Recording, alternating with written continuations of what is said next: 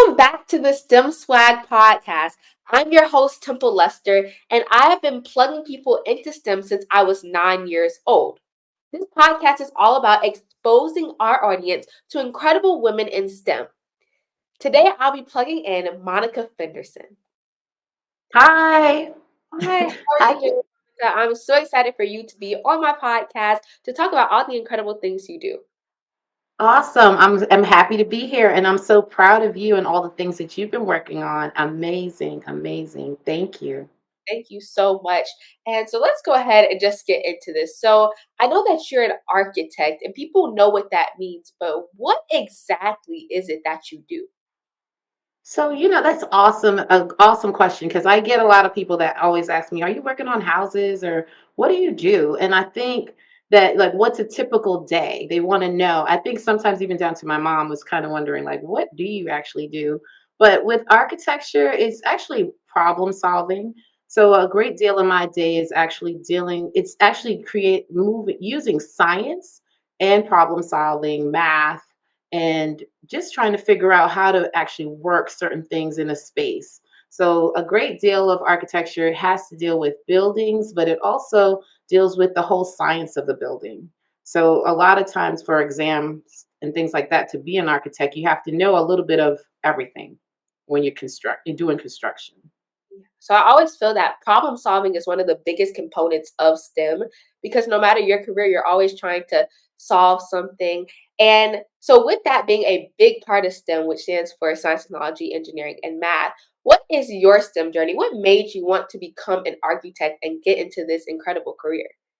So awesome. So originally too, I was good with math and science, and they did have a program. I'm from New York, and they had a program called STEP, and it was science, technology, and I think engineering professionals. And so for the most part, we actually was doing certain things where we go to colleges and learn about just the surface, is kind of high level.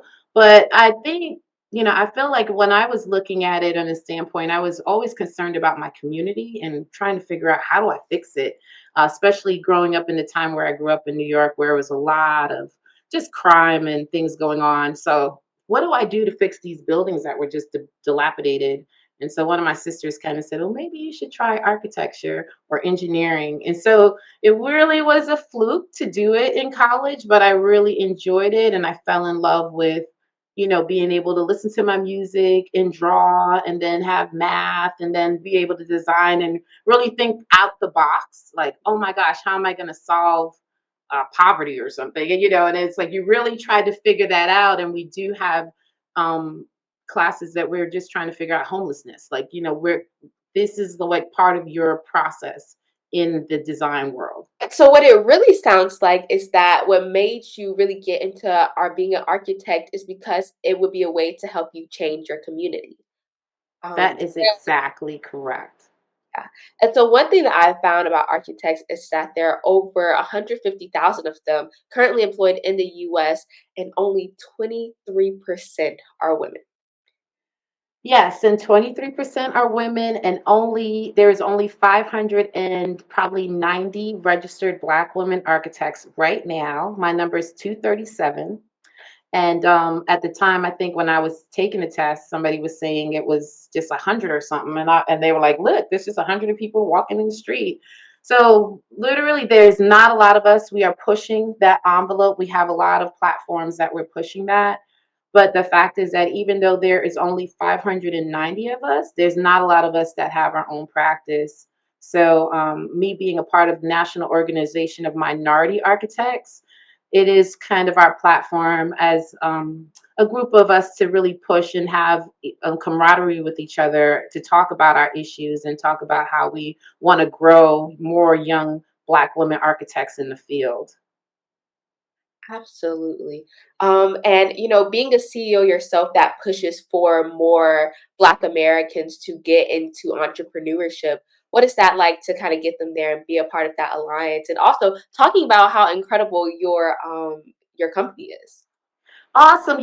So really, I have always wanted to have my own company. I worked for a firm. I worked for a lot of firms. I worked for Oscar Harris. Right now, he has something called Spike Studios where he does. have young people go out and learn more about architecture. So they do a lot of events at Georgia Tech. But to get back on track, what happens is that me having my own practice was something where I just felt like my voice wasn't being able to be spoken or heard in these big firms. And now it's a push. Everybody, after George Floyd, everybody is pushing to say we got to hire more Black women architects or hire more minority architects, but there is not that many to choose from. So what I think as of like 2 weeks ago, we just have been in business, no firm, not working for anybody else for 8 years.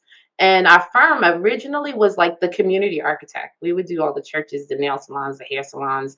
And then we was like, oh my goodness, we had to kind of groom out of that. And now we do a lot of higher education, aviation, and we're actually getting into big corporate spaces.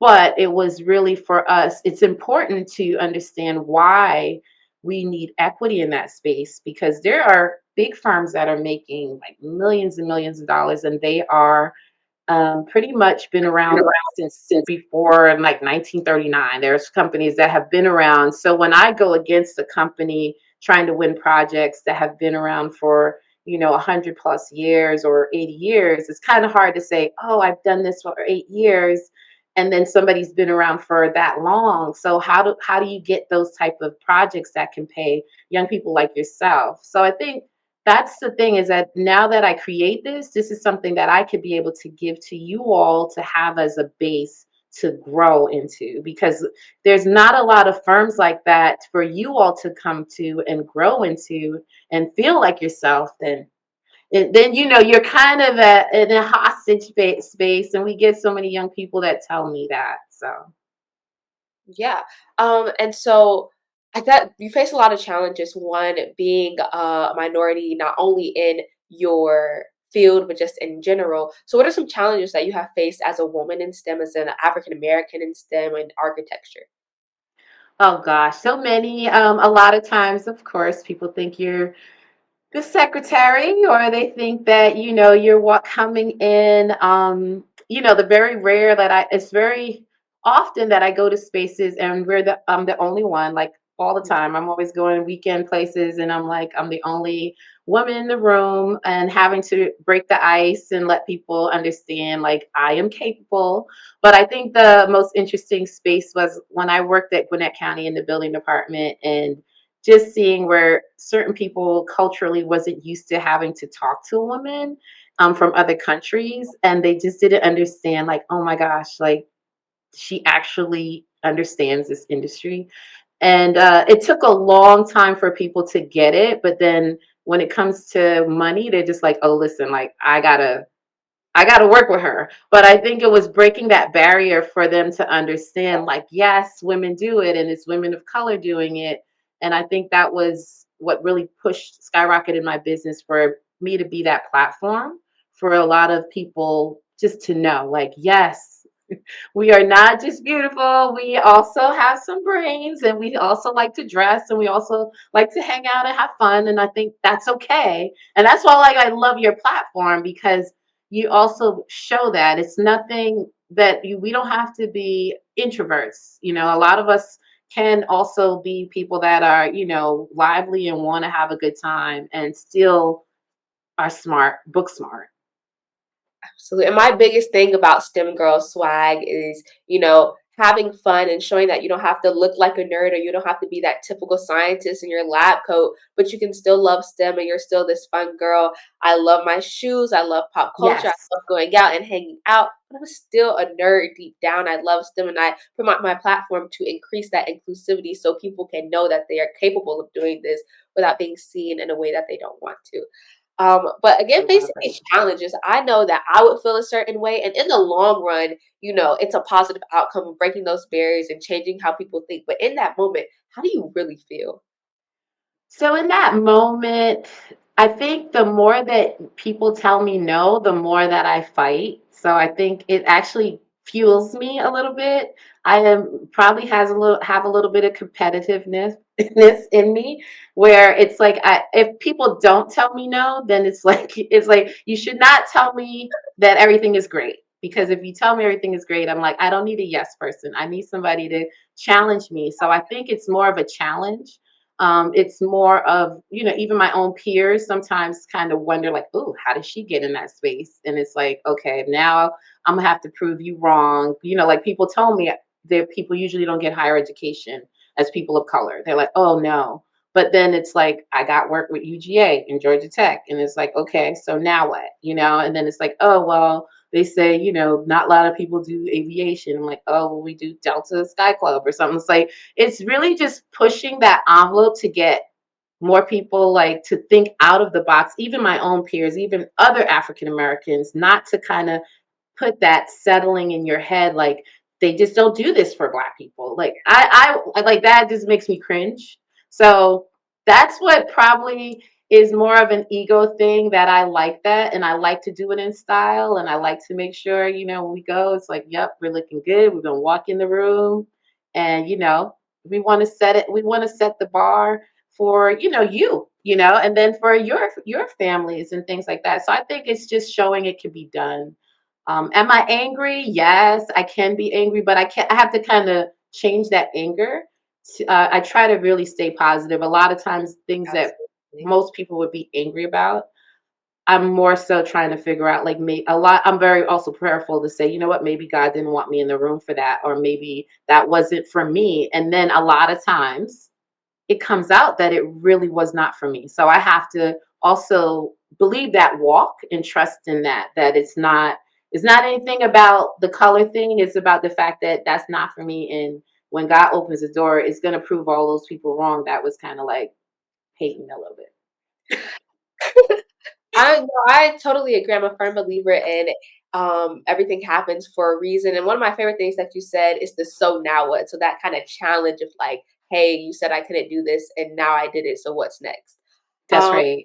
so a question that I really have for you to help people better understand truly what you do. What are you doing on a random Tuesday at 11 a.m.? Oh, wow. So right now, it's pretty fun. So, also a big deal for me is I like to work on fun projects. Mm, So I do have some projects that, we don't want to talk about, and they're there. I probably work on like 30 little projects on a level of just small in and out stuff. And then we have, right now we're working on a theater. So we're working on this theater. It's actually a part of the Alliance Theater. It's oh, going to be called the Guazetta Theater for the youth and families, and we're actually working on interiors. So that is another space. So for me, we do a lot of interior architecture. Like, people might not realize you could get into theater, you could get into filming, you could get into so much with architecture and design, graphics, branding. There's so many pieces to this. So we got into this theater, and on a traditional day, we may have meetings that we're looking at. Right now, I think we're discovering there's supposed to be like a playroom. And now we're trying to come out and think like, oh, how will kids play? Like, how do we think when we want to go in a space, or how much technology do we want to push? And is it going to be dated in the next 5 years? mm, So all of that, and then color, like, how does that make people feel when they walk in the room? And what is that, like, what is it actually um embracing? If the fact is it designed for all? Like, is it designed for people that may have autism? mm. How do you think about that? So I think there's so many things that we're thinking about in one space. Like, that's just like one meeting. And then we might have another meeting right now with Tuskegee, the experiment, with the Tuskegee experiment. With, I was told to say that it was American against Tuskegee University, with the experiment. But at the end of the day, we're trying to figure out a monument for that. So now it's kind of getting your space, like, okay, what happened to these people? How do we celebrate them? How do we celebrate the families? So I have like a different voice in what we do, that I have to change from that to, okay, we have a bank, and how do we fix that bank? And so it's a lot of fun, but it's never a dull day here. And that's what I love about it, is that, I have to kind of calm myself down, but there is never a day where I'm not excited about what we're going to actually do. It's certain people that I don't, as I say, don't like. There's certain people that I avoid, that if we for business, if it's going to be drama, I don't really care for that. Um, if people, I have a choice of that though. I Yeah, have getting that. some of those positive vibes going. Yeah, yeah, yeah. I got candles in here. Yeah, if we have to go somewhere, if we're really about wondering if it's for us, we pray about it. Like, listen, is this for us? I mean, I don't know if we could do that in every firm, but that's me, so that's my firm. I want to shift topics a little bit. I know that you Hmm. are an author, Oh um, yes. and your book right there. I Oh just really yeah. want to know about that writing process, what it's about, what really influenced this, and then I'll ask you a couple questions after you go after that. So, really what was a big influence for was I constantly get I feel like every 2 weeks I get somebody in my inbox like, oh, can you talk to my niece? Or they would literally bring some of their daughters to the office, like, I want my daughter to see you. And, can you talk to this group and, high school? Can you come to this high school? And it's really nice. But then the other side of the platform is that I gotta also make enough to be able to support all these people to come and work. And that's not easy. That's not easy to do that. So one of my thoughts was like, I gotta write this book to tell people the path. Like, how does it work? And how, even if you're in a certain circumstance, you don't have to be that circumstance, because, you know, um, I grew up in an area in a time where I think it was rough, and I had a single mom and all these things. But then, things changed when I moved to a different neighborhood. It was totally different. And I didn't have to worry about the things that I worried about when I was 7. And I was able to go out and play, and I was able to, experience a community. So that really drove me to say, well, why was it that when I was at 7, I couldn't go out because there were shootings in the park and all these different things happening? It's like, wow. And then how do I get to this other space where I'm like, wow, I could go out, I'm riding my bike, I'm feeling so free. So it just feels like it should be a birthright for people. It should be feeling that, why should we not feel that that's a right in whatever circumstances you are economically? So that was the reason for the book. And then later on, as the book, I started writing about my mom and having, the 5 kids, and how my siblings really were like my aunties, like they were really like the people to say, oh, well, this is what you should think about doing, and maybe you should try this. And they really raised me. And I think that was a story that some people could relate to, because I think sometimes a lot of books are, not everybody has a mom and dad, which, for whatever reason that is. I just didn't want people to feel like, oh, well, I don't have this and I can't have that. Or, I came from this and I can't have that. So I just think that that was the reason of writing it, and also writing a path of like, okay, you like math and science, then let's think about architecture. And then how about let's go to school and let's get a mentor, and let's go to college and figure out, after that, do we get an apprenticeship? And I don't think people talk about that in our community. And I think that was just really trying to hone in on a path of getting it very young in your mind that, you have to have a coach. And as you grow with that coach, you evolve, may change, you may not be the same coach. But then eventually it grew to me having a company. And I don't know, it's not for everybody's path, but it's just to show that it can happen that way. So that's what it was about. Yeah. This podcast is all about how representation matters. And I think that's really important on the topic of your book and the topic of yourself and your journey about representation of coming from whatever community you came from or looking however you look. That doesn't really define you and define you. And that's really no matter where you come from, no matter what you look like, no matter what people think about you, you can always be what you dream of being. Um, Exactly. Exactly. and I so with love your it. that little girl is like a representation of yourself. So what is something that you now would tell that little girl to maybe help her out in the future, tell her about what's going on in the future, just some advice to her? I think now, thinking about it, I think a lot of times for me, when I was working at firms, and I think just I think we were, as little girls, a lot of times we're learned to have good manners and to, speak when spoken. And I think that is a good thing. But I think that I was really shy in my very young years. And I grew into that later. And so I think that there was just certain things that, nobody's better than you.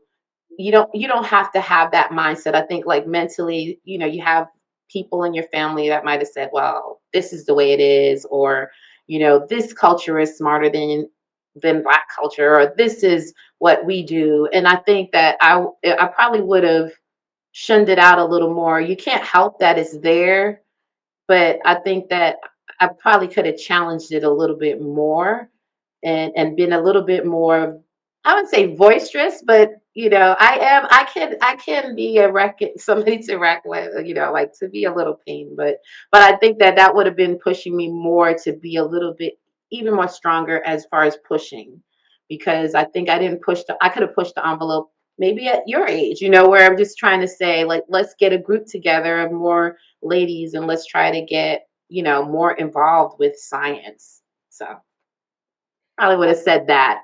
Maybe that would have been a little bit. All right. All right. So I have one more thing before you leave. We are going to play a game of this or that. All right. So my first thing, sneakers or high heels? Right now, sneakers.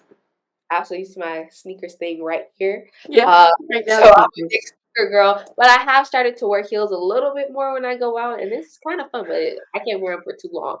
I love heels, but right now, when I'm on the job site, sneakers. And I like wearing them with dresses too. I just like looking cute. I like really nice sneakers. All right. Tea or coffee? I'm a coffee person.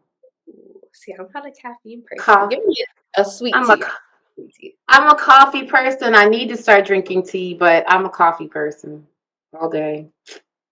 And last one, work in a group environment or work on your own? I like to be by myself at times. Yeah. I need a team to do everything, but I need alone time every day. That's definitely me. All right. Well, thank you, Monica. And for a final question, what do you want to leave with all the viewers? I want to leave with all the viewers the fact that, if I can do it, you can do it. And I just want to make sure that is as simple as I try to make this look. It is going to be challenging days. It is going to be hard, but I just think that you got to keep working at it. You got to keep working at it. And I think that no matter what path, there is so many paths within a path. So I think that just because you may have picked engineering doesn't mean you might not be somebody that has a whole bunch of HVAC, like mechanical equipment, that you might be able to sell those pieces. So I just think, just don't think in a box, but just know that having these tools can just lead you to so many ways of making a living and being happy. And I think that's the key. All right, Miss Monica, tell all the viewers out there who want to learn more about architecture, want to learn more about your journey in general, where to find you. Okay, definitely. You could find me at mosaarchitects.com. And then you could also find us on Instagram. We have mosa_architects.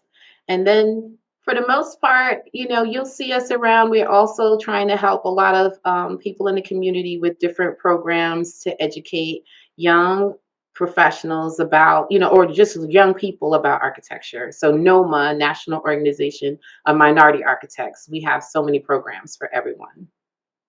All right. Thank you, Miss Monica. And one last thing before I forget. I am STEM Girl Swag, and so are you. So can you please say that to our audience? Say STEM Girl Swag. I'm STEM Girl Swag. all right. Thank you, Miss Monica. I just plugged you in with Monica Fenderson. Give a shout out to her. Make sure you like, subscribe, and comment. And follow my Instagram at Just Temple to learn more about what I have going on or who's next on the podcast. Awesome.